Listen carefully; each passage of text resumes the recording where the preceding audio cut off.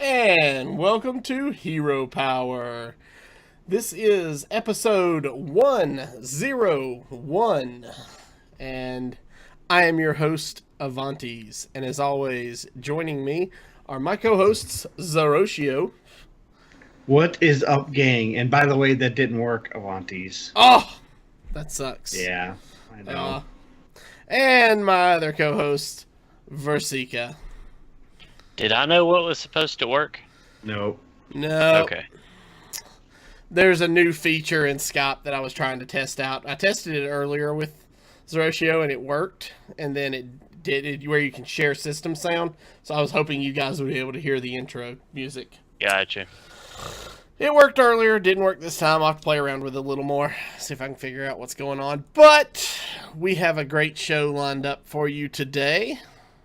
Got a lot of information to talk about. Surprisingly, we thought it was going to be a bit of a short week, and then they dropped a bunch of information in the last 24 to 48 hours. A bunch of information was dropped. They didn't drop it, but a bunch of information was dropped. That's true. That's very true. Very true. Look at that smile. He's so proud of himself. I love finding stuff. Come on, it's like, the show notes seem a little thin. Zeroshio's like, I'll fatten it up. Yeah. That's right. Hey. All right. So, let's talk a little bit before we jump into the show notes. Or into the news. Let's talk a little bit about your week in Hearthstone. Zeroshio, you been playing some. We're going to talk about our week in Hearthstone? I was going to say, didn't we have like an email or two? No, not this week. We had one. We had one from Vol. It was a Russian guy. Oh, I may have missed that. I didn't. Did. Yeah. You sent it to him. That's right. All right. We had an email. So let me read this email first. It says, "Hello, Volkai here. I'm listening to episode 99 of Hero Power. It is my first episode, and I'm mostly liking what I hear so far. However, the heavy breather is they may need to pop filter for their mic. We got that worked out, Volkai. Thank you. Yep. However, I feel the need to make a non-Hearthstone clarification. DDoS is a distributed denial of service, not direct. Previously, DOS attacks were done with a single attacking device. A DDoS is done with multiple attackers, such as a botnet, making it much more difficult to defend against. Again, still getting a feel for what your podcast is all about, but liking what I hear so far. Looking forward to episode 100, Volkai." So yeah, we actually got this last week, right after we finished recording. So we didn't get to read it on episode 100, but thank you for the email, Volkai. We greatly appreciate it, and we greatly appreciate you correcting Zeroshio whenever you can. So didn't we get a tweet or something from MarsPad, or was that an email as well? I believe that was probably a tweet. We did read an email from MarsPad on the episode last week. Yeah, I think the tweet was responding to thanks for reading that out loud. Yeah. On the show. Yeah. I actually have that tweet pulled up if you want. Sure. I can read it.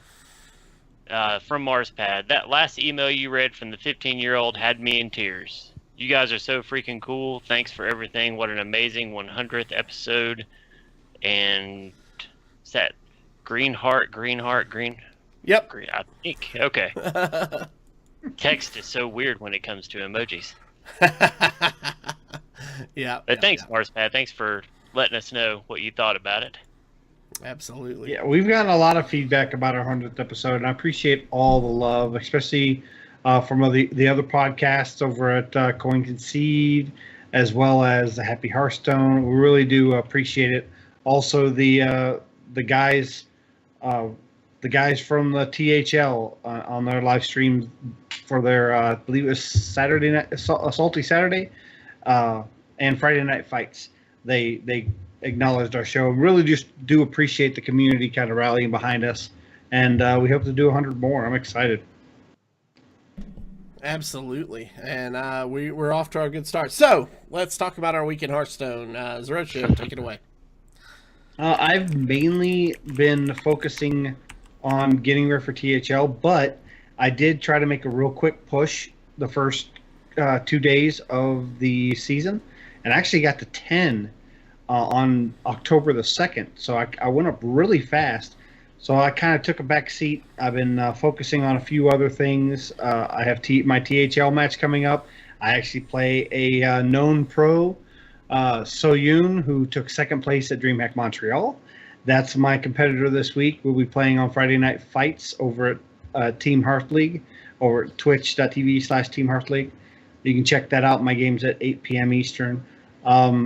And I also have some community tournaments I've been getting involved in that I've been preparing for. So I've kind of taken a back seat from ladder so much and focusing more on conquest style tournaments.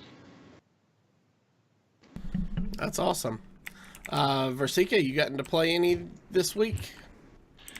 Since last week's show, I made an end of the season push actually with the deck we're playing tonight, and finished out higher than I thought I was going to with the amount of time that I had left. I got to 11, which, like I said, was further than I thought I was going to get. But then October 1st rolled around. I got up early. I was actually up 4 a.m. on Sunday. I was ready to go and could not connect to battle.net. And it actually took me most of the day to get that worked out. So by the time I actually got connected, the HGC playoffs for North America was on. And so I decided I wanted to go bash some heroes after the drubbing we received at the hands of Georgia. I just felt like it was time to go win something. Yeah. And then, of course, Monday was a terrible day, and I spent most of the evening watching the news and tracking that situation. And then last night was date night, so I really haven't gotten to play that much since the new season started. Gotcha. Well, I played some right after the show and into Friday, and just made an end of the season push to get up a little bit. I finished ranked 15. Awesome. And then I got busy over the weekend and didn't get a chance to play much. And then Monday I started playing Eternal, or I guess Sunday. Sunday I started playing Eternal. And logged into Hearthstone today on October the 4th and collected my end of the season rewards chest a few days late.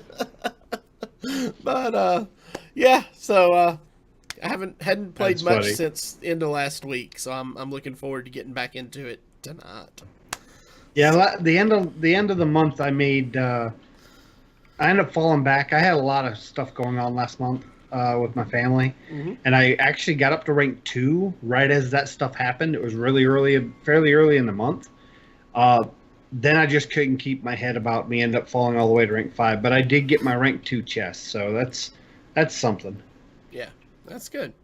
All right. That has been a nice feature. It's something that a lot of people don't talk about, but I remember the days when it would almost be anxiety ridden before the floors, and then before it tracked your highest.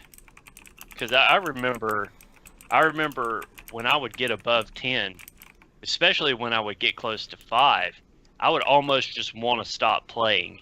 Yeah. Because there was that chance you could get on a tear and go tilt and go all the way back down to 15 or 16, and that's the chest you would be stuck with. So Yeah. I was very careful once I broke 10. So this has been something that's kind of been a quality of life that probably a lot of players don't even realize hasn't always been around. That's true. Yeah. That's true. All right, well, let's jump into the news. So not this weekend, but next weekend will be the HCT Summer Championships. And starting today, I think, they just posted about it today. Starting today, yes. Okay, so Choose Your Champion is back. And basically, you will get to choose one of the 16 players that are competing. Your options are Trunks, Old Boy, Now Guiden, Tom 60229, Surrender, Yay Tears, Omega Zero, Orange, Purple, Ouya, Amix, OM Jason Zhao, Pavel, SH Royal Bays, Coco Sasa, and Empanizado. You can choose one of those to represent you and your packs, and depending on how they do will depend on how many packs you can win. Well, as we have always done in the past, we are going to finally wait and let Virsica make his prediction before anybody goes and picks their champion, so that we can partake in all those packs Virsica usually wins. I already picked mine. Now, no one waits. Come on. Here's the thing on this is, this was pointed out in our patron Discord. If you want to be part of that, you can go over to patreon.com/HeroPower and join up and join us in the conversations. But somebody pointed out that the deck lists are not actually being revealed until tomorrow. So if you're one of those that likes to analyze the deck list before choosing your champion, you'll want to wait until tomorrow. And that's today's Wednesday the 4th. So that'll be Thursday the 5th. Now, I think they actually have till midnight tomorrow. So it may even be Friday before you can access those lists. One thing I wanted to point out, though, is we have our very first female player going to a championship, a season championship.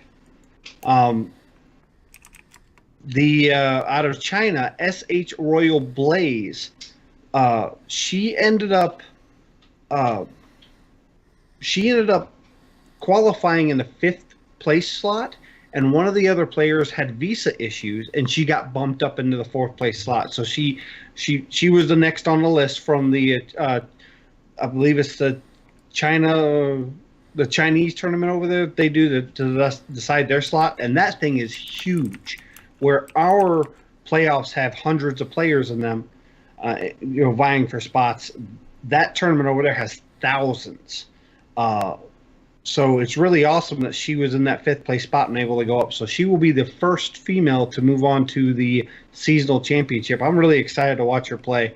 But, of course, I had to pick Pavel just because his name's on the list. I never vote against Pavel. I think he's going to take it.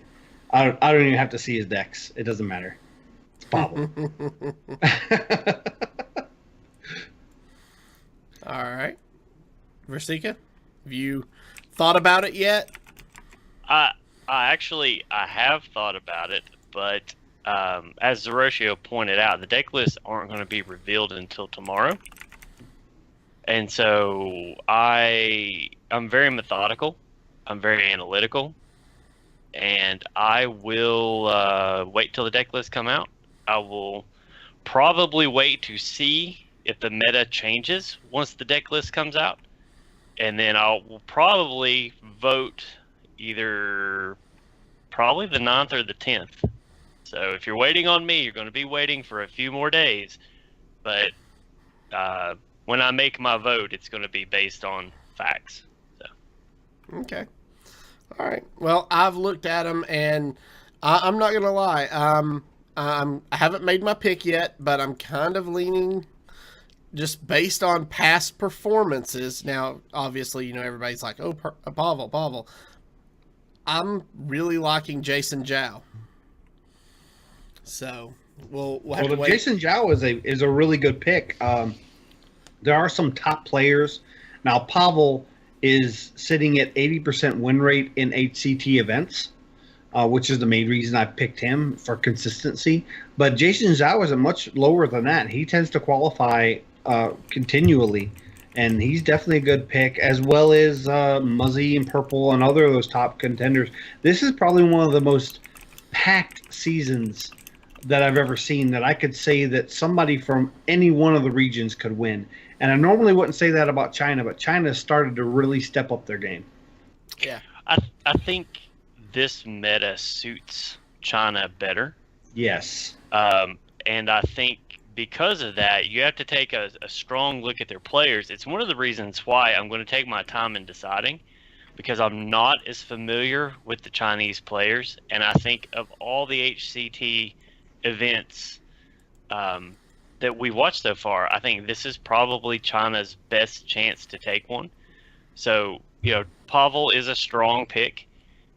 this meta favors Pavel, but because I'm not familiar with the Latin players or the Chinese players, I'm going to look at their deck list. I'm probably going to look for some video on how they play.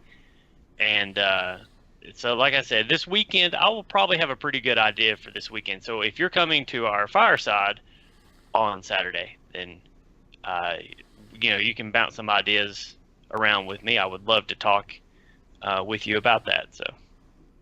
Okay. Awesome.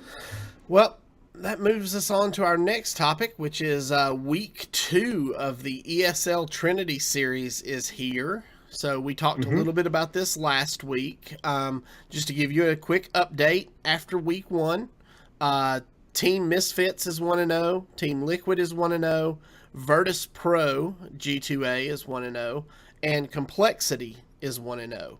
Which means your other 4 teams, G2 Esports, Planet Odd, Team Love You Lots, and Tempo Storm are all 0-1 after week 1. So, all right, you watch any of this, Zeroshio? Oh yeah, they started on week 2 today, and Virtus Pro did beat Team Liquid. So that kind of is tightening up that spot now. Yeah, Virtus Pro being the first 2-0, and then I had to step out and I missed the rest of it. But Tempo Storm was doing pretty well when I left. I love this team format. I love the band, the rotating ban, and then you get to ban one of your own. You have to involve all 9 classes. So it's really neat to see that 6 class. You have to play 6 different classes, and it's last hero standing. So you have to beat 6 different classes, and I just really like this format. I like the team format. I love the casters. They do a really good job of analyzing, but then they also bring the mic over to the team so you could hear them talk through their plays. And I'll tell you right now, listening to Dr. Hippie talk through his plays, the man is brilliant. I just love hearing that next level strategy and that next level thought. Worrying about fatigue on like turn 5. It's just amazing. Yep. All right. So next up is our update on the Oktoberbrawl, which is the Twitch promotional tournament. If you guys haven't been following along, it's Team Void versus Team Light, and Team Void is up 2-1 after 3 weeks. This week, which is October 2nd through the 6th, is, quote, Adventure Week. So, tell us a little bit about that. Well, what that is every week they've had different set of expansions they've been able to open packs from, and they're limited on how they can open packs. We've talked about that before. Well, this week they give each of the players an option to unlock 1 adventure. So they get to pick. I'm not sure who unlocked what. I think that actually got unlocked today. So, and part of the rules are they're not allowed to play anything unless it's on stream. So I didn't get a chance to see what the different teams picked because they did it today. But I know Nax is very strong, and that the finals is going to be done at TwitchCon on October the 20th. Okay, so that's interesting because isn't TwitchCon the exact same time as DreamHack Denver? Yes. So, do you feel like the Oktoberbrawl finals being at TwitchCon could impact Hearthstone attendance for DreamHack Denver? I don't necessarily think the Oktoberbrawl finals itself. I think TwitchCon as a whole, because you have a lot of streamers that are also pro players that like to go to TwitchCon. And we had a similar situation happen with DreamHack Atlanta, where DreamHack Atlanta ended up being over the San Diego Comic-Con, and Blizzard decided to run a giant fireside gathering and recruit some of the pro players to come and play at that fireside gathering and do some invitational stuff at the San Diego Comic-Con, which severely affected the attendance at the DreamHack Grand Prix at DreamHack Atlanta. So I'm worried that the scheduling, they're doing so many DreamHacks, it's almost like they're doing a DreamHack every other weekend, and they're not really comparing what else is going on in the United States before they pick their dates. Again, the DreamHack facilitators are out of Sweden, so they may not realize a lot of these events are going on until the last minute. And I'm worried you're going to have a very small DreamHack Denver turnout because most of your prolific players are going to be at TwitchCon. Okay. Virsica, anything you want to add on that topic? I agree that attendance from existing Hearthstone pros at DreamHack Denver will probably be down because of TwitchCon.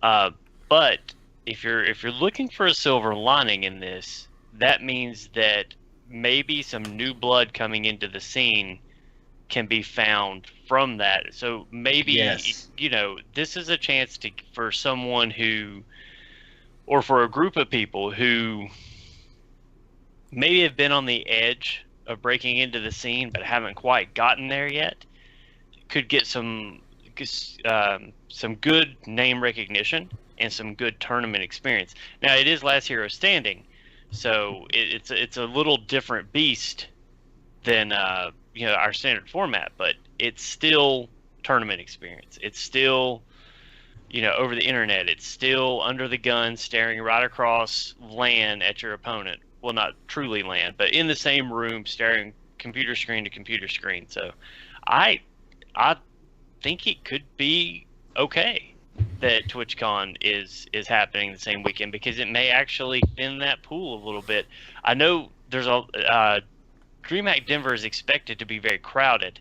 I've been watching Twitter, and a lot of people are talking about going to DreamHack Denver. So while the pros may be attending TwitchCon, a lot of Hearthstone enthusiasts are going to DreamHack Denver, and I think, like I said, it could be very good for some maybe edge people that have been stuck on the edge for a while. I believe it's a great opportunity for them to step across. I agree, and I was hoping you'd touch on it because that is a point I was going to make. Where at DreamHack Atlanta, normally the DreamHacks tend to have around 235 players. They're slated for a maximum of 255. But DreamHack Atlanta only had, I think, 186. And you had a lot of local players out of Atlanta that not only got to play amongst some pros, but actually some did really well amongst those pros. We had a couple good ones right out of the Atlanta Hearthstone scene that go to Battle and Brew that actually made it on to the later stages and just fell out of the top 16. It was really neat. That may be a chance now. So if you are in the Denver area or close enough to make the travel, you may want to consider going, because this may be an opportunity that you can have a good chance of competing at a high level without as much restriction, because you'll have a little less competition than is normal at a DreamHack, and some of the pros may not be there. So, and Denver's also kind of centralized in the United States. I know you have Texas, but that's more south. Atlanta's obviously south, but Denver's the closest in the United States for places like Oregon and Washington and Northern California to go to a DreamHack, other than going to Canada. So if you're in that area of the country, this is your chance, and that is going to be October 20th through 22nd.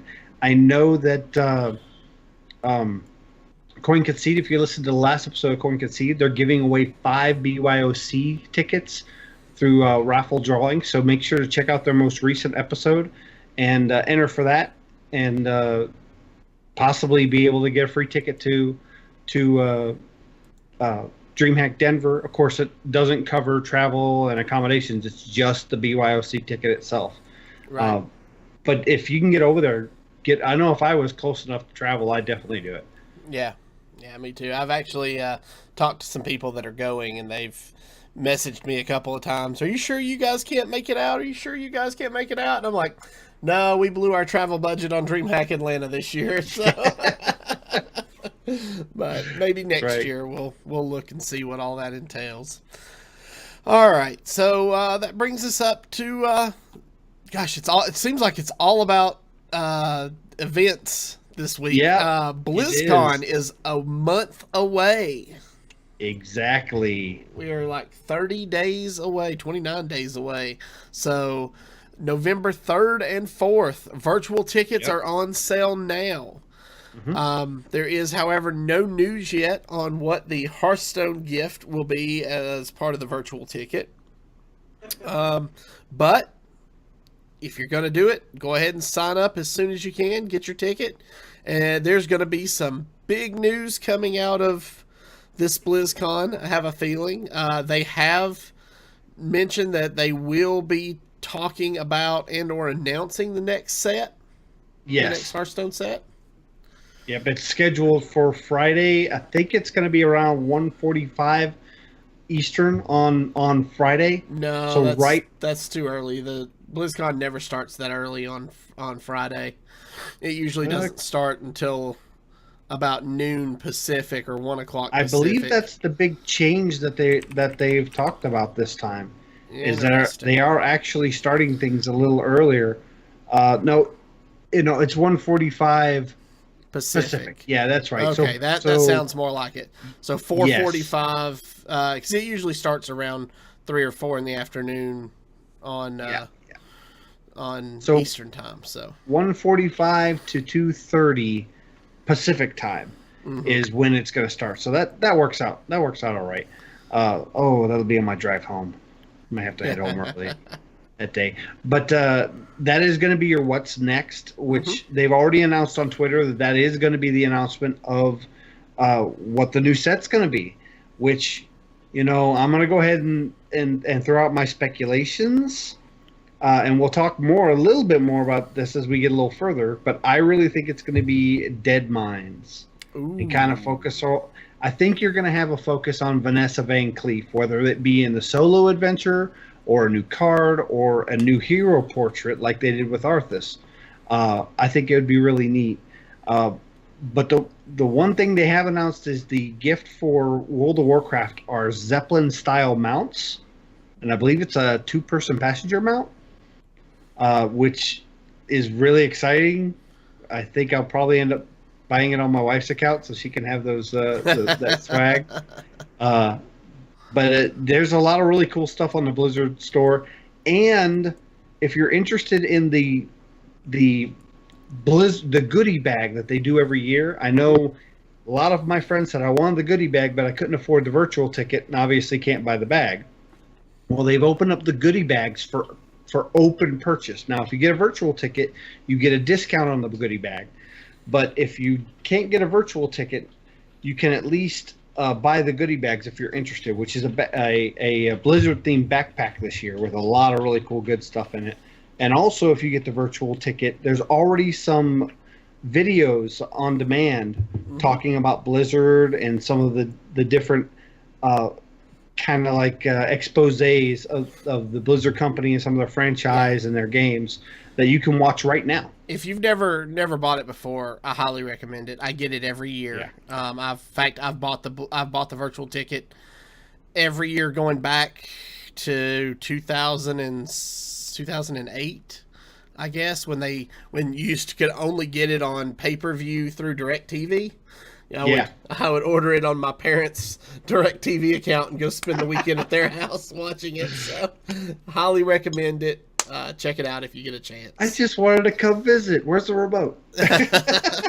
Well, where did this $40 charge on our bill cover? I don't know. But anyway, speaking of BlizzCon, Ben Brode tweeted this week that he has not been able to answer as many questions as he would like to. He's usually pretty active on social media, but he said, he's been busy prepping for BlizzCon, and somebody actually said, because Ben said a lot of big announcements coming at BlizzCon for Hearthstone, and somebody said, are we going to hear an announcement about the ranked ladder changes? And he said, not at this time, but it's on the top of our to-do list, and we are working on it. Well, he specifically said, he mentioned they are being worked on, but will not be announced at BlizzCon.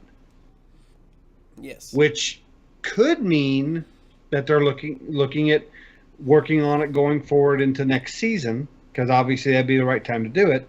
But it also, a lot of people are speculating that it may happen before BlizzCon. There is a patch scheduled to be dropped that's going to be putting in information and have all the goodie bag stuff or all the swag for getting the BlizzCon virtual ticket and all the new card backs and things like that.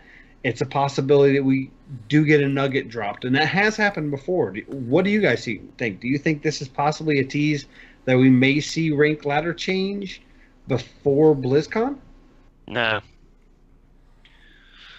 I don't think they're anywhere close to what they want to do with ladder. Okay. I think we've talked about it before. It's a complicated issue, Mm-hmm. and I think that before they make any real changes and send people out just freaking out in the middle of BlizzCon or right before BlizzCon, and to keep from having to answer a slew of questions about a hint of something they may drop on ladder at BlizzCon, I think they'll wait until after. We will probably start to hear about ranked ladder changes about the time the next year comes out. So towards the end of the year of the Mammoth and into the start of our next year. Well, I don't know what that was, but if you want to accent something, I guess that's fine. But yeah, it's this new expansion is going to be. I think this new expansion is going to be pretty big for them, because coming into this next year, they're losing Whispers of the Old Gods, they're losing Karazhan, and they're losing Mean Streets of Gadgetzan, which, in my best estimation, probably make up about 65% of the meta that isn't classic. So, that's a lot of things. That's a lot of card space that they have to fill. And while they want the standard year to turn the meta on its head, this new expansion is going to have to be a little more broad stroke and a little less fine point than the last two expansions have been. I think looking at Ungoro and looking at Frozen Throne, those are great supplemental cards, but neither one of them really stand by themselves. They almost had to be driven by Mean Streets and Whispers. So I think the Blizzard team is very focused on getting this expansion right, because if they mess this up, it's going to be a long year for Hearthstone. So anything that's going to detract from that, either in the community or even from their own team, I think risk the launch of this next expansion not being what they want it to be. So right now I have a feeling that all hands are on deck and they're all working on this next expansion. I'm willing to bet there's all kinds of playtesting going on. I'm willing to bet they're looking at every card, trying to make sure that it doesn't have some kind of weird interaction with one of the classic cards or something that they've already released, because they don't want a repeat of what happened with the last two expansions, having something overpowered off the get-go and then everybody just giving up on the meta. So because of that, and because of having to field those questions at BlizzCon, I feel like they're going to wait till later, at least till the end of the year of the Mammoth. But realistically, even if they start talking about it the end of the year of the Mammoth, it will probably be the end of the next year before we actually see it. I can see that. Yeah. And I agree with you for the most part, but I want to play devil's advocate for just a moment. We're wrapping up the summer season. We're having the summer championships next weekend. Last call has pretty much been done. I mean, they have some more time to get HCT points, but Muzzy's pretty much locked up the last call spot by point standings. And last call is the last spots that are going to get in for the year of the Mammoth. Wouldn't now or just after that points deadline be the best time to do it, so that when the new set comes out, people are getting used to the new ladder, and when they start the HCT points open for the winter season like they normally do, the professional scene is now used to it. Yeah, I mean, that's a solid point, but I think the problem therein lies that there's already an expectation of what it takes to get your points. And up until now, every year it's changed. So there's really been no stability at the top. If they're going to make a change yet again, I think it could get frustrating, especially if it's not well thought out and well implemented. So I feel like right now, they're not necessarily unhappy with the top end of the legend rank and how those points are distributed. So that part is kind of tacked up on the wall, as we'll come back and revisit this later. And I think it's part of the problem that they don't feel like immediately needs to be fixed.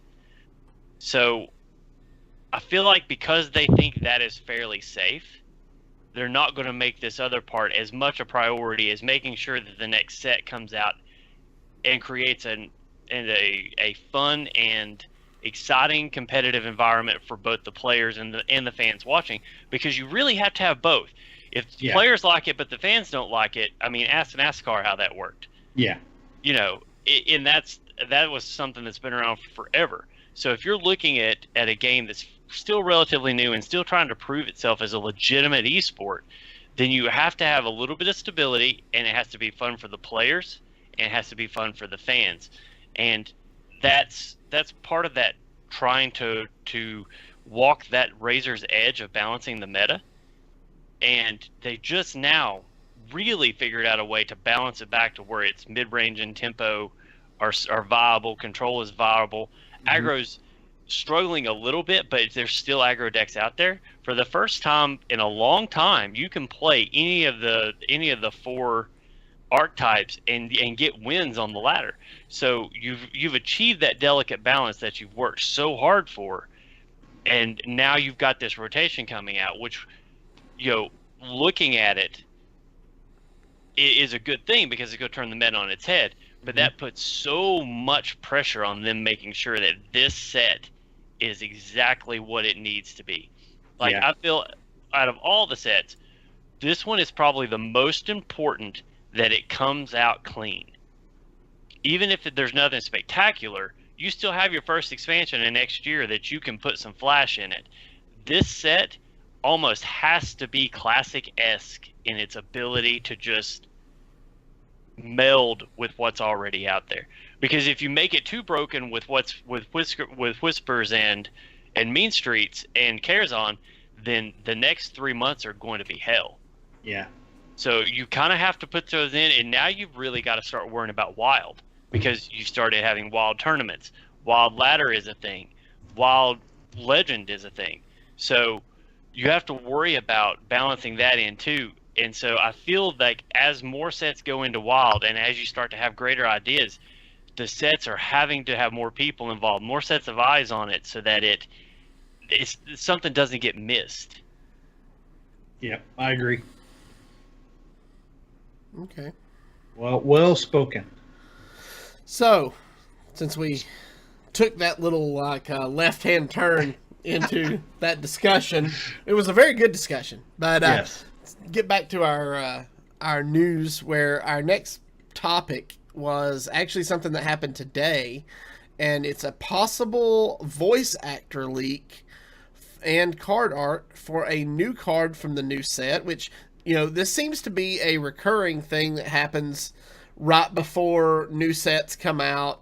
The voice actors start updating their resumes, and somebody out there like Zeroshio sits down at their computer and starts digging through anything they can find, looking for answers. And okay, now credit has to go to our Discord, because our Discord found this. I think it was either Mad at Arms or Ringo. I'm not sure which.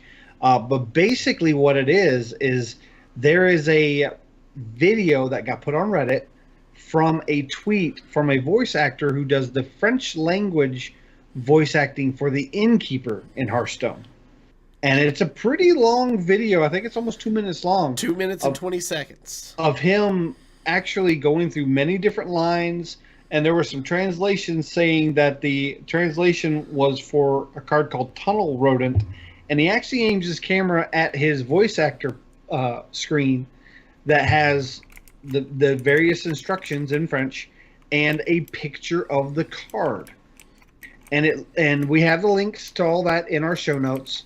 But the card art looks kind of like one of the kobolds from just outside Goldshire, and also throughout areas of Westfall that are in the mines. And actually, it shows that he is in a mine.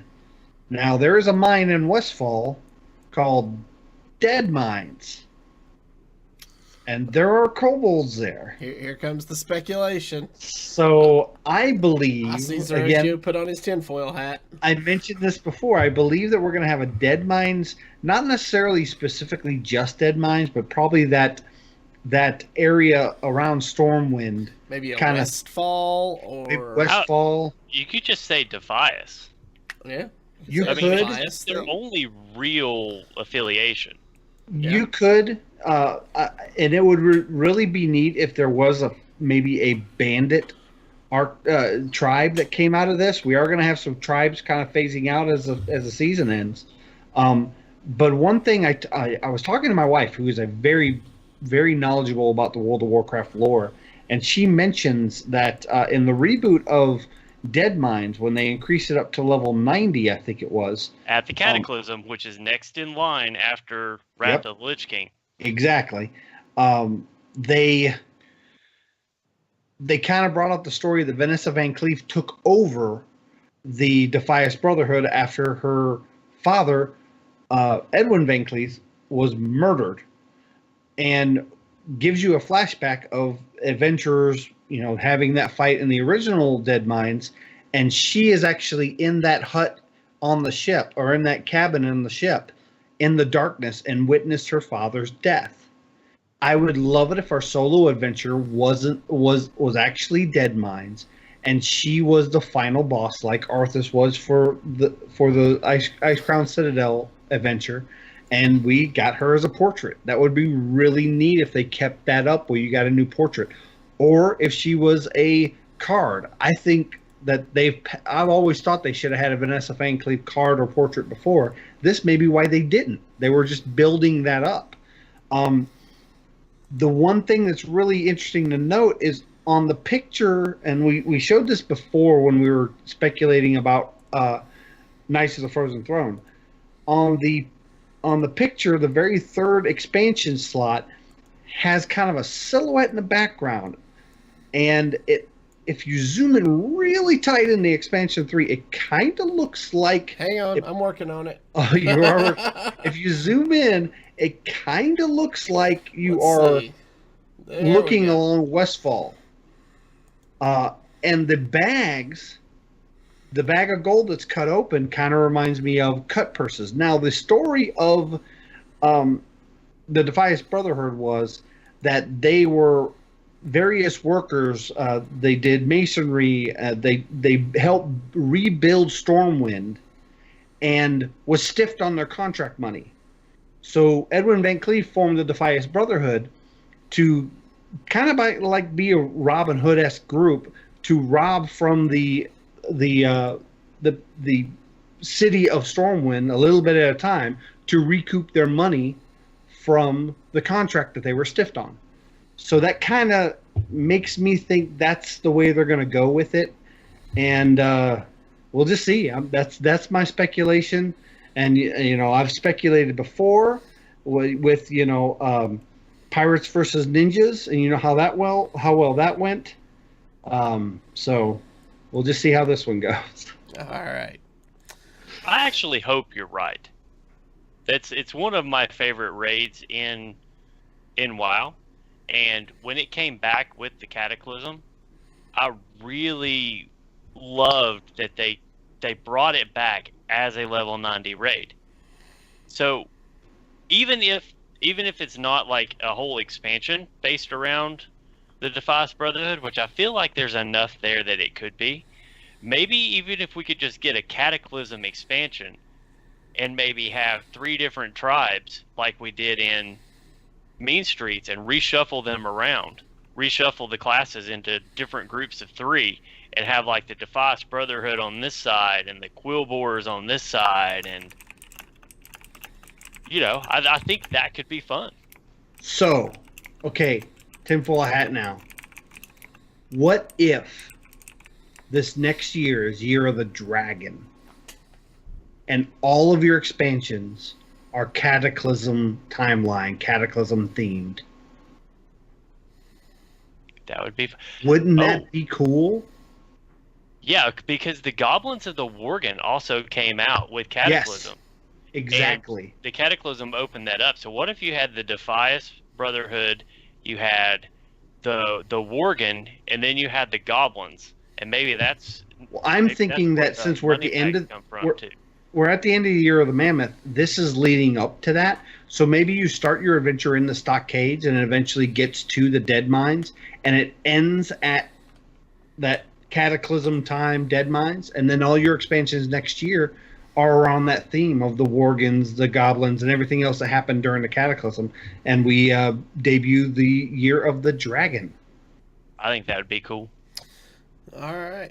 I hope it's dead. I hope it at least has, like you said, the dead mines as the solo adventure. If it's not the whole expansion, I would at least like it to be the solo adventure. And it would be neat if they started it in Stormwind, like that adventure. Your bottom tier, your first wing is in Stormwind in the stockades with the Defias Brotherhood that are held there.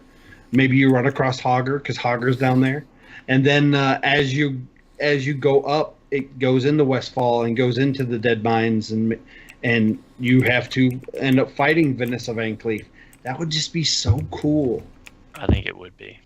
All right, let's take our speculation and move along. We'll come back to this as we get closer. Maybe we can rehash this conversation after BlizzCon when we find out more information.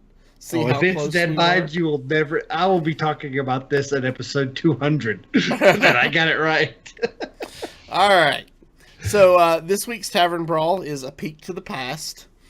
They say, let's take it down a notch there, Brawler. Make a deck using only cards from the basic and classic set, but none of those fancy epics or legendaries, you hear?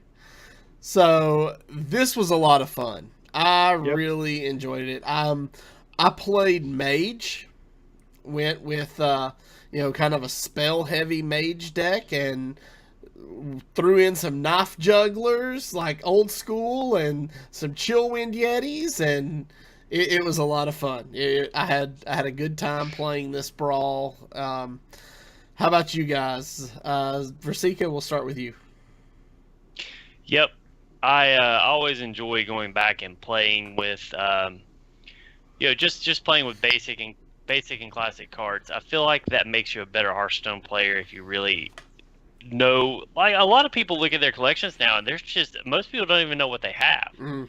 There's meta cards that they see online, and they go through and they just pick out those meta cards. They don't actually go through and look and read what the other cards do, and actually, look at how they interact with something else. So I enjoy this. It makes you think a little bit. Back in the day, Mage was kind of the class, and now we know why. So I embraced the true meaning of this Tavern Brawl, and I play Pirate Warrior. Oh my god. You're one of those people. Oh, so we're gonna have an opening for a new show host on the show next week, guys. So put in your submissions now.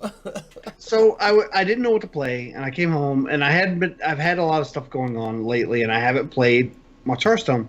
I had 3 quests stacked up. It was win 2 as either Rogue or Warrior, play 30 Warrior cards, and play 10 Pirates. So I was like, can I do Pirate Warrior in this format? And it actually works. Now, I did get my 2 wins, but from that point on, it was just a matter of just playing the Warrior cards and playing the Pirates. I didn't care if I won or not, which is a lot of fun because in my last match, I basically got the last 10 Pirates, last 10 Warrior cards I needed out, and then just conceded so my opponent would get their pack. Okay. So it obviously doesn't have the power of having patches and having green skin and any of the expansion based pirates, but there's quite a few pirates left that you can actually put in the warrior deck, and there's lots of weapons, and it was good. Okay. All right. Disappointing. Zero. You broke my Yeah, heart. right? All right. So let's talk about this week's deck list. We were trying to decide on what to play. As always, we look at our decks, months in advance and try to decide. And by months, I think we were talking about this yesterday, and we decided on one that you guys may have seen. That is the Big Easy Priest. The Big Easy. That's right. Yeah, in my defense, I was playing this at a tavern brawl almost a year ago. That's true. That's very true. I can vouch for that. Now, Well, not this exact not variety, this but exact it- build, but well, something the very very reason that- similar. I was getting ready to say, the reason that my list looks weird is because it is the list that has just changed over time. It's Yeah. actually been in my list for a year. Yeah, so I'm going to run down the deck list as I always do, and then I'm going to turn it over to Virsica to kind of talk about why this deck looks a little different from the standard list that you might see, and how he kind of Versica'd it as he always does. So, all right, the deck list consists of 1 Forbidden Shaping, 1 Silence, 2 Pint-sized Potions, 2 Potion of Madness, 2 Shadow Visions, 2 Shadow Word Pain, 2 Shadow Word Death, Barnes, 2 Eternal Servitudes, 2 Priest of the Feast, 2 Shadow Word Horror, 2 Dragonfire Potion, 2 Shadow Essence, 1 Free from Amber, the Lich King, Nozdormu, 2 Obsidian Statue, Ysera, and Ysarge Rage Unbound. All right, Virsica, tell us about it. All right, well, I'm sure most of you have played against Big Easy Priest at some point, so I'm not going to go into a great deal of detail about what the deck is meant to do. I guess when the deck works the way you want it to work, you're going to Barnes into Ysarge into something else, or you're going to Ysarge into something bigger later. But mine has kind of a kink in it. And it was funny because last year, our friend Nibble was talking about a card, a legendary that most people don't either own or don't even ever look at, and that's Nozdormu. So I brought 3 decks to this Tavern Brawl that featured Nozdormu. And surprisingly enough, Nozdormu gives people fits. You're a horrible Especially- person, by the way, Yeah, because it gave me fits. so that's right, I forgot. So you want to aggressively mulligan for Barnes and Priest of the Feast, since Priest of the Feast is really your only healing in the deck. I kind of played around a little bit with Greater Healing Potion, but I went back to Forbidden Shaping and Silence later on, because there's enough out there that sometimes you need a little extra early game minion presence, and then there's a lot of stuff out there, such as the Lich King, that can get out of control, or Ysera. If your opponent is playing Ysera, Ysera is a death sentence if you can't deal with it. So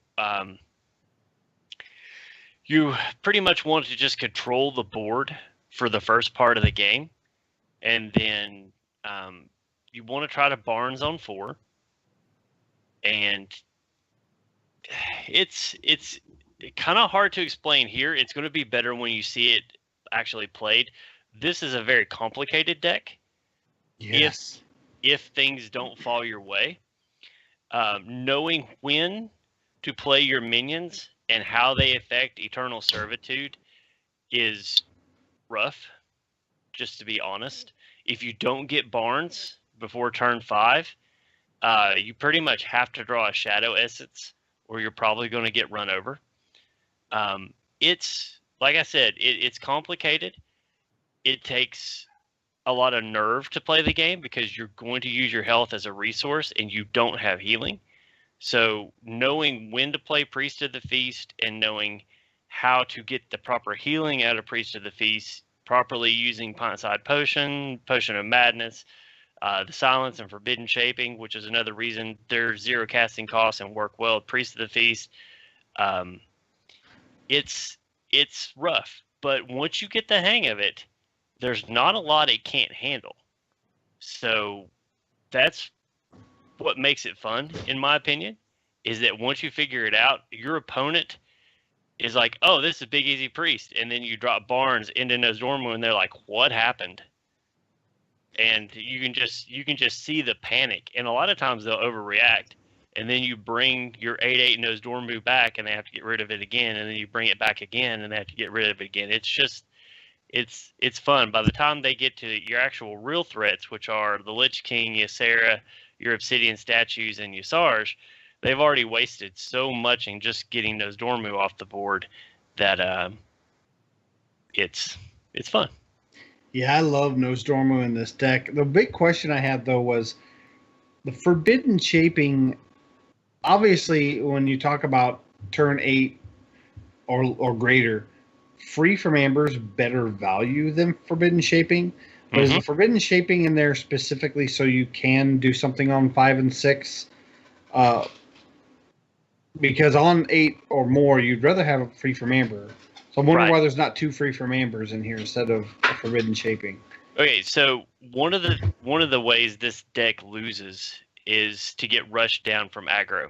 Okay. Sometimes you just need something early. And to put another creature in the deck is a possibility that Barnes can pull it. Gotcha. And at that point, it actually vastly devalues your Eternal Servitude. Another thing that you have to be careful with is when you use Potion of Madness, because one of the popular uses of Potion of Madness is to actually pull a minion over to your side and use it to clear a minion on the opponent's side, killing the minion that you potioned. Well, in this one, that's actually not what you want to do. You want to pull the Potion of Madness over on the minion with more health to clear the one minion that has less health, so you're not taking that damage, but you don't want that minion to die on your side of the board because, once again, it devalues Eternal Servitude. Yeah. But Forbidden Shaping is really in there as it's in as a sort of a panic button, but it also... I've cast it just as much when I've got Priest of the Feast on the board for 3 points of healing as I have for an actual minion. Okay. If that makes sense. Yeah, it does. And I found myself at one point, I was against, I think it was Shaman, and I Forbidden Shaping on 7, which I can't do with Free from Amber.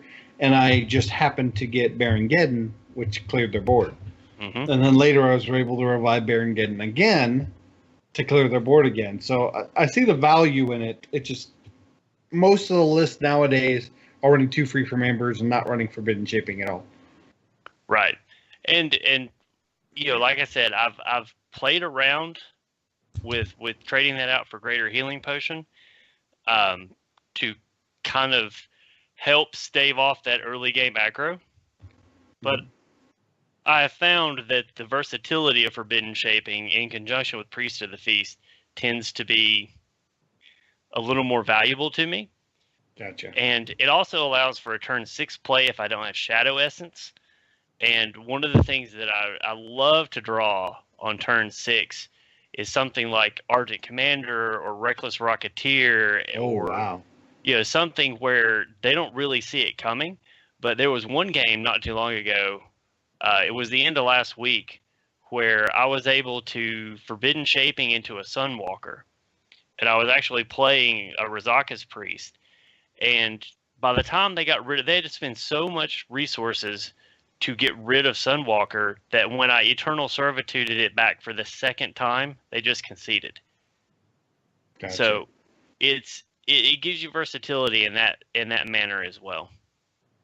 I'm excited to see the deck.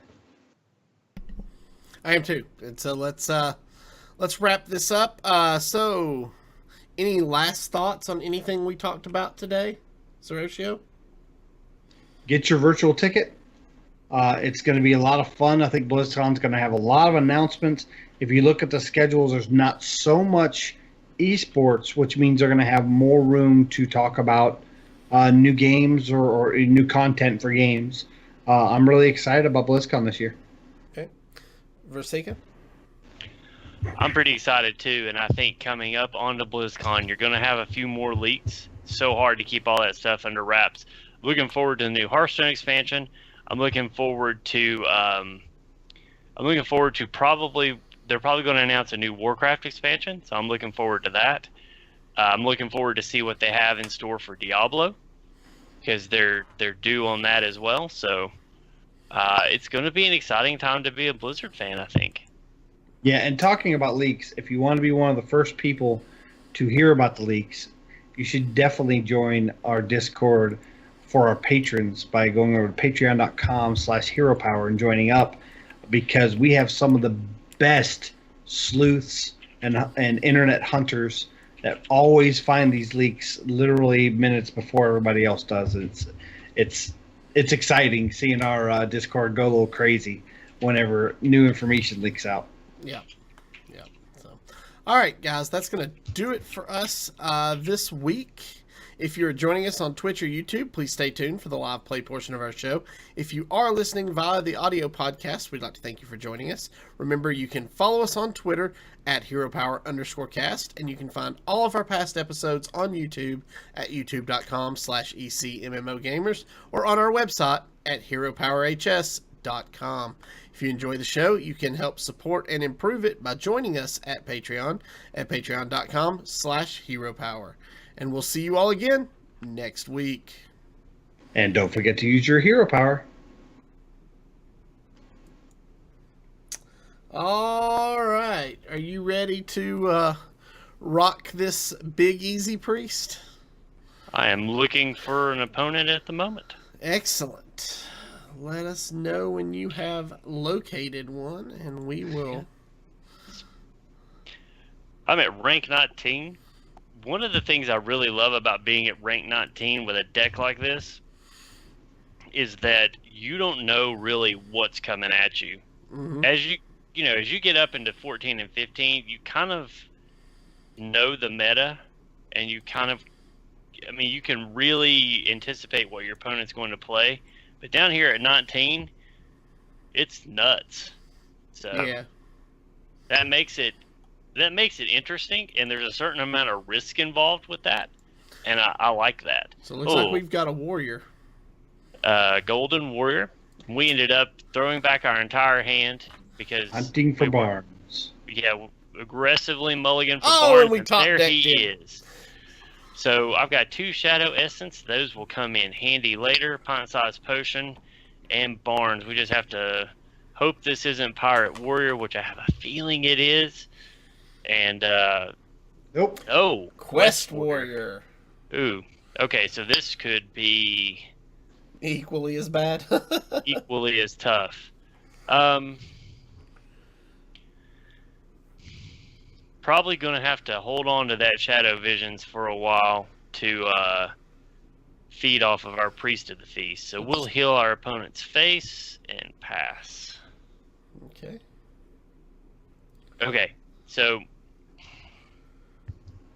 Stubborn Gastropod. Gastropod. That's actually annoying. yeah, There's I've the been Eternal seeing- Servitude. been seeing this a lot. But we actually want Stubborn Gastropod to kill whatever Barnes brings out, so we can use Eternal Servitude to bring it back. As So a at this point- full-size minion. At this point, wouldn't it be a thought to Shadow Vision specifically for Potion of Madness? No, So we have it. nope, not what, yet. what are we thinking we're saving that for? Armorsmith or Shadow Visions, no? The Potion of Madness. Potion of Madness. Potion of Madness, I think we're probably going to wait and try to use it on a Tauren. Okay. Oh, this is like That lower. one. Right there. A lower curve. That's interesting. All right, so we definitely should Barnes here Yeah. Mm-hmm. and see what happens. We have pint-sized potion in our hand, so we could Shadow Visions for Shadow Word Horror. Mm-hmm. There's merit to that, because we could cast it next turn. He has no way to really activate the Bloodhoof Brave. But if we do, we run the risk of drawing one of the Barnes minion pulls that we really want. Yeah. But also right now, we have 2 Priest of the Feast in the deck. So that's somewhere around a 20% chance of pulling a Priest of the Feast. Maybe 30%. 10%? I think, no, because there's 2 23? Priest of the Feast. I think we should probably Shadow Visions Okay. and look for Shadow Word Horror. Oh, crap. I double-clicked. We had Shadow Word Horror, too. Yes, Okay. we did. That's okay. Another Servitude's not going to be bad. No, it won't. Maybe we'll get lucky and draw Shadow Word Horror.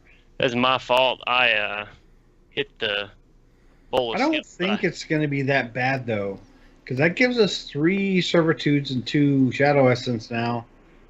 Oh, he activated it anyway, so it wouldn't have mattered.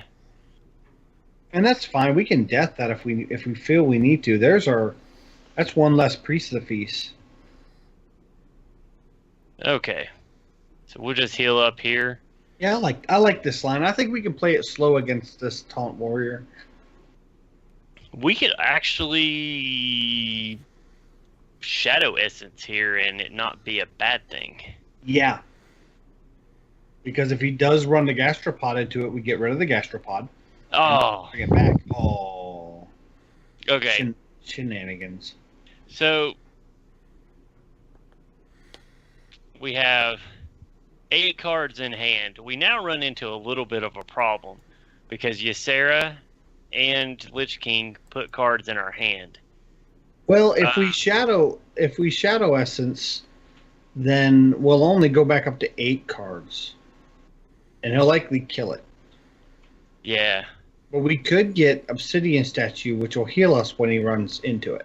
Right. And I'm also thinking, though, if we Barnes, we can also heal ourselves and get 2 minions out that he has to clear. That's true. That's very true.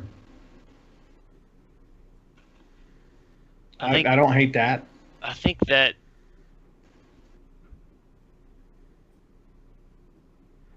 okay, so it's 2 out of 7.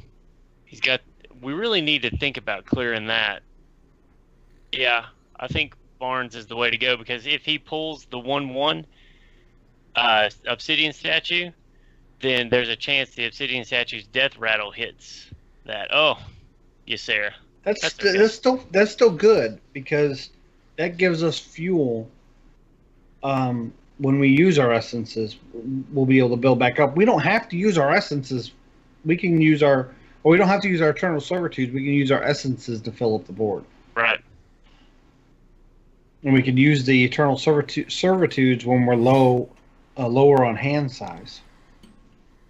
I would like to draw into Shadow or Horror, though. Yes, that would be splendid. I think he's probably going to run the Gastropod into Barnes, but he'd like to get better value than that. Yep.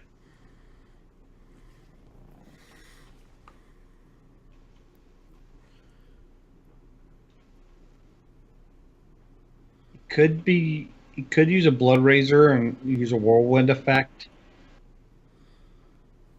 Nope, he's not going to. And he does send the Gastropod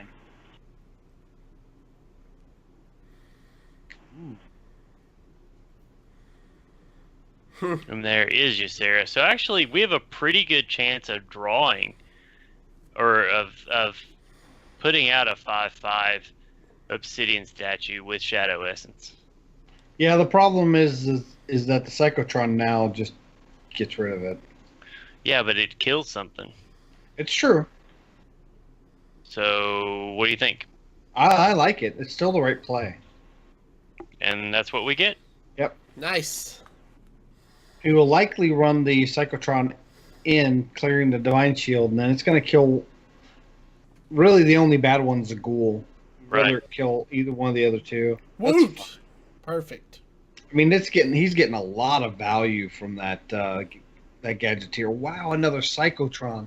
This is a very mid-rangey version of this deck. It's kind of neat. I like it. All right, so now we have a little bit of a problem. What would you think about Priest of the Feast into Eternal Servitude into Forbidden Shaping? I don't hate that. Gives us 6 points of healing. Is there any merit to healing our face and then Forbidden Shaping for a 0 cost minion? That would give us 2 more points of healing. Do we need that much? I don't think we need that much. We'll be at 19. Because Eternal Servitude's 4, so we'll be at 0. Oh, no, that's right. I was doing my math wrong. Okay, so it will be a 0 cost. Obsidian Statue, I think, is the... Full value Obsidian Statue. And then we'll go ahead and waste get our Snow Flipper Penguin. Snow Flipper. Yep. Snow Flipper. Snow Flipper. It did. Ooh. All right. So now he's in the same situation. Only this time it's a 4/8, and he's going to have to send all of them. Pretty much. And that's actually quite a bit of healing. Whirlwind effect. Nope, that's right. It doesn't actually deal it doesn't damage. heal on that one. Yeah, he can execute it. Still gonna kill somebody. There's a Blood Razor. And then he'll run the 4/3 in? 4/2, yeah, probably. We'll take the 4 points of healing and... Is this bad either way he does it? Either he runs the 4/2 in and loses one of those 2 minions, or he runs the Ravaging Ghoul and uses the weapon and he loses one of his more powerful minions. So either way, the Gadgeteer has a high chance of being cleared.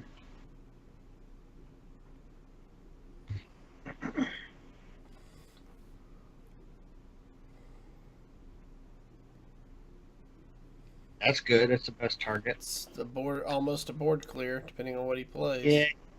It is a board clear. It is a board clear because he decides to clear it. Free from so, ooh. I think a case could be made Nozdormu? For Panic Nozdormu. Here's the thing. He only has 3 cards in his hand. I don't know how panicked he'll be. We know one's a minion because it's sparkling. Right, but if we lay Nozdormu, it could cause him to panic into his second execute or even a... That's true. Brawl. Yep, I like that. That's true. So if we Nozdormu, we need to think what's our next turn play. Probably Free from Amber. Yes. Okay, because we want to think a turn ahead now because he was probably going to go very quickly. We could also Shadow Essence here. I like Nozdormu and then pass. Okay. Nozdormu and pass. At this point, he knows I main decked that, so... You better hurry. Ravaging Ghoul execute. Nope. I need Armor Smith.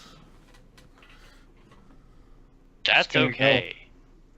I'll take that all day long. And I say we silence the Armor Smith. Run into the 5/5 and then Free from Amber? Yep. Quickly. Make him still have to deal with it.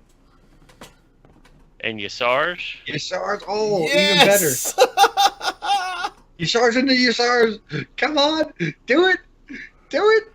Oh, into another Obsidian Statue. Now we can't get to Nozdormu. And we're going to get healing. He just completed his quest. But he ain't got time to do nothing. He doesn't have time to do anything. Nope. Ooh. Now would be a really great time to draw that Shadow Word Horror. Oh, so close. Yep. Pain on the 311. We're not going to talk about it. Just do it. Just do whatever you feel right.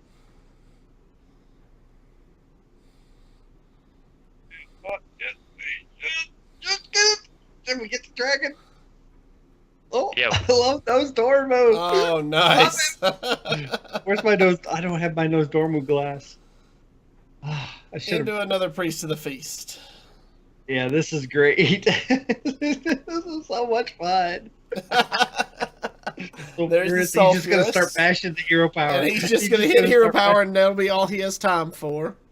Yep, he's just gonna bash the hero power. Face. Eternal servitude. Oh, Lich King. nice. Okay. Game! He can't handle it. Yeah, this is great. So much fun. He's sitting in his computer desk right now, breaking his keyboard, going, "Damn, who runs Nosdormu?" Who main decks Nosdormu? This guy. This guy main decks Nosdormu. That's right. Nose Dormo. I've always thought Nose Dormo was great tech against control meta. That was just so much fun.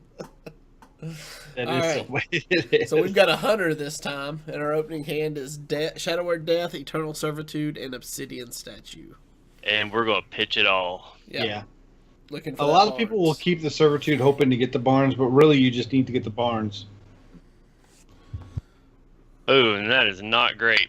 No. So, Drew Free from back into- Amber, Dragonfire Potion. There is a Shadow Word Horror, It's a so horror. that's good news. Yeah. And we can Shadow Visions into Pain, into Potion of Pine-sized Madness, Potion. Yeah. Pine-sized Potion. Jewel Macaw. Or depending on how slow he is, we could even Shadow Visions into another Dragonfire Potion. That We would be could. good. Yeah. Yeah, I think it's still too early to Shadow Vision now. Oh, yeah. Especially when you have a Dragonfire Potion in your hand already. Yeah, this is a slower hunter. This, He this runs is Stitch probably a Crack. mid-range hunter, yeah. There's the So pot we size. actually have the Pint-sized Shadow Word Horror combination, Yep. and it's 2 turns away. So even if it starts to get a little out of control, we can reel it so back much in. AoE removal in our hand. Yep. Yeah. And be able to turn 5 do that. Oh, that's great. So we can Shadow Visions and heal our face to stall a turn. Another horror. Yep. So what we'll do is, I agree, we'll Shadow Visions. I honestly think Dragonfire Potion is the best choice here. I really think so because that's 3 turns of good removal. 4 if we get an optimal board for the other Shadow Word Horror. That just And we'll, wipes out his creature base. I imagine we'll take 9 here. That'll probably be okay. So we don't want plus attack. Which is what it Ah. is. That's rough, but So we that's took gonna hurt 12 us. there. yeah. I mean, we can clear. We can pint-size Shadow Word Horror and then set up for Dragonfire Potion next turn. Yep. We'll still go down to 10. Yeah. Actually, we'll probably go down to 8, and if he's got... We could go down to 3 next turn. We If could. he gets, If he got... yeah. Yeah, if he got the nuts draw, we could definitely... He might have. I mean, Three. he got a great curve. Yeah, if he has the other Crackling Razor Maw and gets Wind Fury. Yeah. So we need him to try to develop the board so we can Dragonfire Potion. Right. So far, that's good. If he uses other 2 mana, yes. Oh, hope. No Divine Shield. Oh, he got the Wind Fury. Oh, Wind Fury. So we are down to 3. We can't heal. We have to Dragonfire. That's our only option. Yeah. And he could just hero power every turn and negate our heal. We really need to top deck a Priest of the Feast here. Yes. Yep. Yes. That's not going to matter because I have a feeling that's kill command. Yep. Yep. Wow. Hey, when you got the nuts, you got the nuts. Yep. I mean, this deck does have its weaknesses, and aggro is one of them. Well, I mean, you're not going to be able to withstand a nuts aggro draw, but most decks can't. Right. True. So, the deck archetype I found that this deck has the most trouble with is decks that steal your stuff. Yeah. And we drew into another hunter. Is this the same hunter? I actually have my Skype window above the name, so. I don't know. I didn't notice who the last guy was. All right, so he's got the coin, which is not good because this is going to be almost the exact same style hunter that we just played against. Shadow Essence, Shadow Word Horror, Dragonfire Potion. I actually think that even though we don't have the coin, it might be worth it to keep the horror. I think you might be right. So pitch the Essence and the Dragonfire Potion.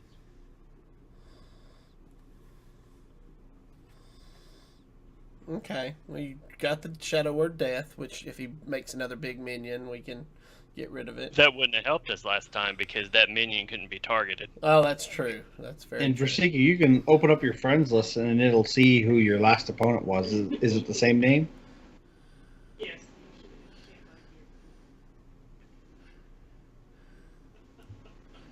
No?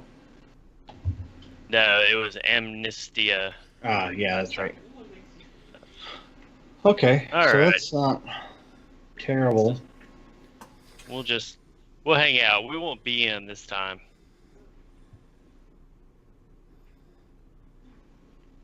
There's the coin. I would imagine Animal Companion. And he got Leok. Okay. I think this is a pretty good silence target.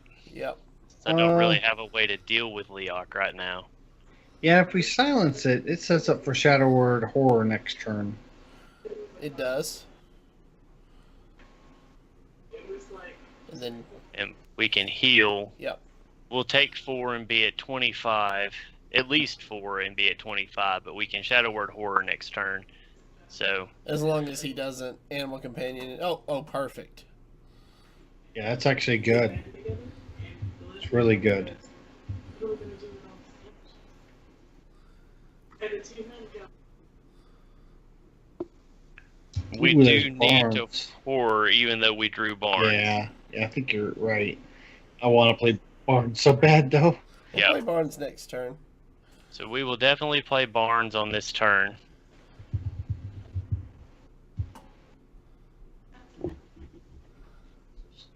Just try. Ooh, and the Vicious Fledgling. I still like the Barnes. Barnes. And who do we have? Ysera again. Barnes and It's not Ysera bad. have a thing I tonight, got don't a they? thing, yeah. Well, we can dream back the Vicious Fledgling if it gets crazy. Yes, we can.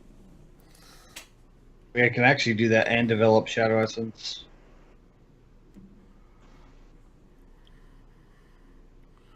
Yeah, Kill kill command? command. Yeah, that's what I was thinking. Good. Use both It's one cards. less kill command to go face. So if he goes plus attack, Can't be it targeted. can't be targeted. Ooh. So we need to find an AoE attack. So we can Shadow Essence, but it's just going to be killed by the Gastropod. We could Shadow Essence for You mean Shadow Visions? Dragonfire Potion. Dragonfire That's Potion fine. next Shadow turn? Visions for... We could Shadow Essence and dream the Gastropod. We could. That was my other thought. Okay.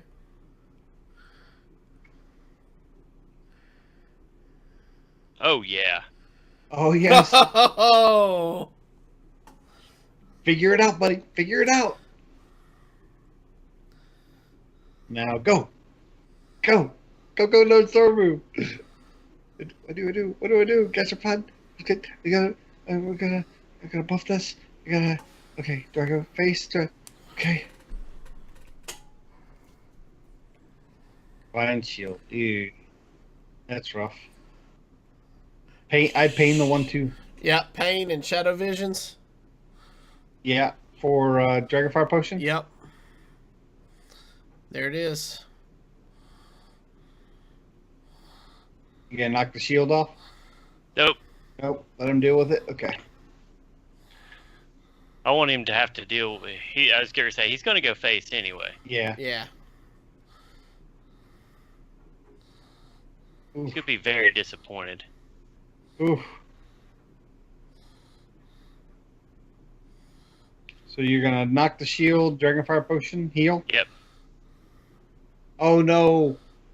That could be freezing potion. It could. We gotta try it though. Yep, there we go. Now we got time.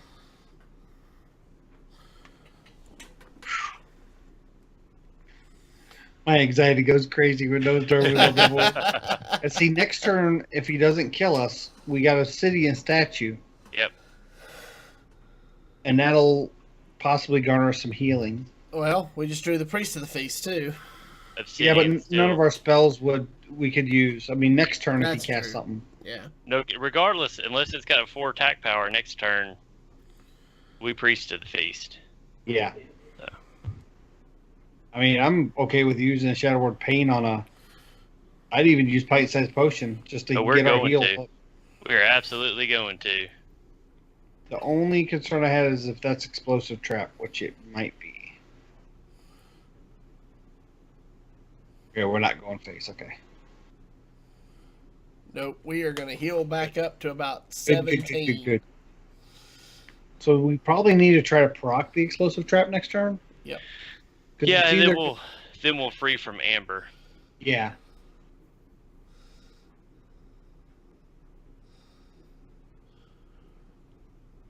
Now he's going really fast. Those Dormers got his adrenaline going. Let's guess everything as fast as possible. Ooh, Shadow and Oh! Oh, what a top deck. Void. That's amazing. And now send in the Priest to try to proc. Practice the Explosive Trap. It was either that or Misdirection. And then heal the Priest Feast. Yep. And now he's Now- pretty much going to be hurting from here on out. Because we're getting healing from Priest of Feast and from Obsidian Statue. And that'll do it. Yes. Oh, Sometimes I almost you peed just got to myself. get down to 7 health before you turn the game around. that's right. Ooh. Oh, that All right. deck is so So- much fun. It is fun. It's a lot of fun. It's something that people don't expect. So if you're in a place where you find that you're in a rut, and maybe you're losing against the meta that's in your little sub meta, so like say you're ranked 15, you get to 13, you can't really break through. This is a great deck to play in that Yeah. situation because it's close enough to something that's in the meta that people will react like it's a meta deck, but it's not. So they're gonna start overreacting, and it'll just be a guillotine of or a pendulum of overreaction until you put them in the guillotine, and then it's all done. Nice. All right.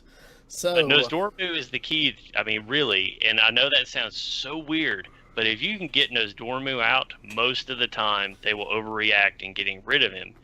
And Yeah. like Zerosia said, they're just freaking out from that point on. Like once Nosdormu hits the table, even I mean, after they get rid of it, Yeah. they just start like their I mean, clock is just Nose going. Dormer was gone for like 3 turns. He just like slam. He just put everything on the board like he's got 15 seconds. It was great. You get your adrenaline going. And the really cool part about that was, and it's something that we didn't get to see because he conceded, was the next Eternal Servitude would have brought up Nosdormu yeah. because I only had 2 things that had died. So the next Nosdormu that comes down is an 8/8. Yep.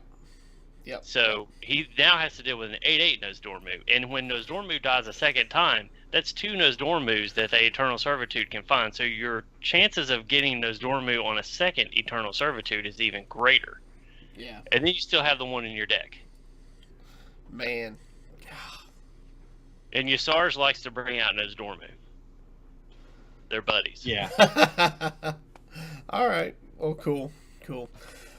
Well, guys, that's going to about do it for this week. Do you guys have any last minute thoughts about anything? I know normally we talk about the deck we just played, but we just did that. So anything else you want to mention? The meta is really good right now. I know a lot of people are saying, well, druids just replaced with priests now, but there's always going to be a top deck, a top tier one deck, and you're going to see it majority on the ladder. But I'm really liking where the meta is at right now. Hunter's playable again, Warlock's playable again, Paladin's still good, Control Paladin is playable again, and it hadn't been until the Warax and Druid nerfs innovate. So just I'm enjoying where the meta is at right now. I think it's making a lot of fun in competitive play. I know ladder play seems a little tough right now, but from somebody who's playing in THL and playing Conquest format every week, people in our league are loving the post nerf meta, and just embrace it and have fun with it. Remember, you're playing this game to have fun. Okay. Virsica? I enjoy it. I wish I had more time to play right now.